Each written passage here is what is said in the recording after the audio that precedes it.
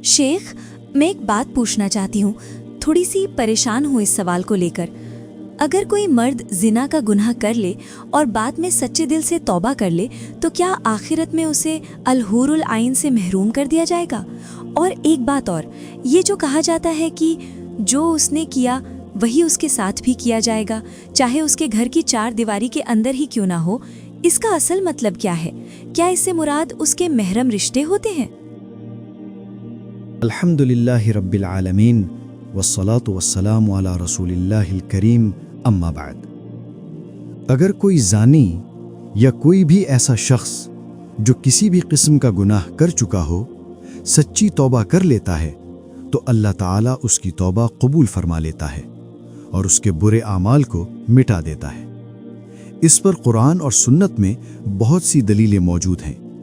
मिसाल के तौर पर अल्लाह ताला फरमाता है, आप कह दीजिए, ऐ मेरे बंदो जिन्होंने अपनी जानों पर जुल्म किया है, अल्लाह की रहमत से नाउमीद न हो। बेशक अल्लाह तमाम गुनाह माफ़ फरमा देता है। यकीनन वो बहुत ज़्यादा बख्शने वाला निहायत मेहरबान है।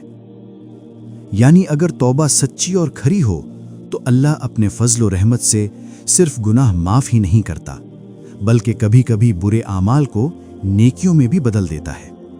जैसा कि अल्लाह ताला फरमाता है, और वो लोग जो अल्लाह के साथ किसी और को माबूद नहीं बनाते और ना ही किसी जान को नाहक कत्ल करते हैं जिसे अल्लाह ने हराम किया हो, और ना ही जिना करते हैं, और जो कोई ये काम करेगा वो सज़ा पाएगा। क़यामत के दिन उसके लिए अजाब 2 गुना कर दिया जाएगा और वो उसमें ज़िल्लत के साथ हमेशा रहेगा। सिवाय उन लोगों के जो तौबा कर लें, ईमान ले आएं और नेक आमाल करें, तो ऐसे लोगों के लिए अल्लाह उनके गुनाहों को नेकियों में बदल देगा और अल्लाह बहुत ज़्यादा बख्शने वाला निहायत मेहरबान है। अल्लाह की मग़फ़िरत और तौबा कबूल होने का मतलब ये है कि अल्लाह उस शख्स को अजाब नहीं देता। लेकिन अगर बंदा तौबा न करे, अगर कोई शख्स जिना पर कायम रहे और तौबा न करे, तो कुरान और सुन्नत से ये बात साबित है कि उसे मुख्तलिफ किस्म के अजाब मिल सकते हैं, दुनिया में भी, कब्र में भी और आखिरत में भी। हमें कोई सीधी नस नहीं मिलती जो ये कहे कि ऐसा शख्स अलहूरुल आइन से महरूम कर दिया जाएगा, लेकिन बाज़ उलमा ने इस बात को क़यास के ज़रिए समझा है। जैसे जो शख्स शराब पीता है और तौबा के बग़ैर मर जाता है, उसे आखिरत में शराब नसीब नहीं होती, और जो दुनिया में रेशम पहनता है और तौबा नहीं करता, उसे आखिरत में रेशम नहीं मिलेगी। इब्नुल क़य्यिम रहमहुल्लाह फरमाते हैं कि अगर ज़ानी तौबा न करे तो उस पर यह सज़ा भी आ सकती है, वो अपने आप को जन्नत अदन में हूरुल ऐन की लज्जत से महरूम करने के ख़तरे में डाल देता है। अल्लाह उस शख्स को जो दुनिया में रेशम पहनता है क़यामत के दिन उससे महरूम कर देगा, और जो दुनिया में शराब पीता है क़यामत के दिन उससे महरूम कर देगा।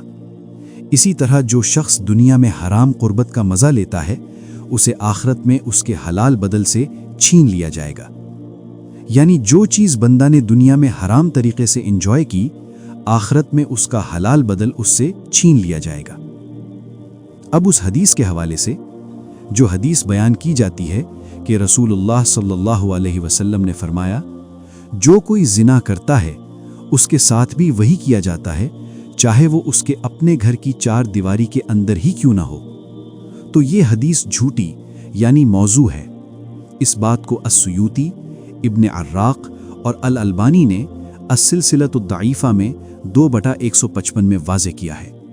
इसलिए इस हदीस की बुनियाद पर कोई एतराज़ बनता नहीं है। अगर फ़र्ज़ करें कि हदीस सही होती तो भी इसका मतलब ये नहीं होता कि उसके महरम के साथ गुनाह होगा, बल्कि इसका मतलब ये होता कि जो शख्स जिना पर अड़ा रहता है वो बद अखलाक और फासिक होता है, और इसका असर उसके घर वालों पर भी पड़ता है। अगर घर का सरबराह खुद दीन के मामले में लापरवाह हो तो वो अपने घर वालों की भी तरबियत ठीक से नहीं करेगा। इस वजह से उनका ईमान कमज़ोर होता है और वो भी उन्हीं गुनाहों में फंस सकते हैं। असल ज़िंदगी में ऐसे कई वाक़यात देखे गए हैं। ये दुनिया के उन अजाबों में से एक है जो अल्लाह ताला उन लोगों पर जल्दी भेजता है जो मुसलमानों की इज्जत पर हमला करते हैं। अल्लाह ताला जो चाहता है करता है। पूरी हिकमत اور پورے انصاف کے ساتھ۔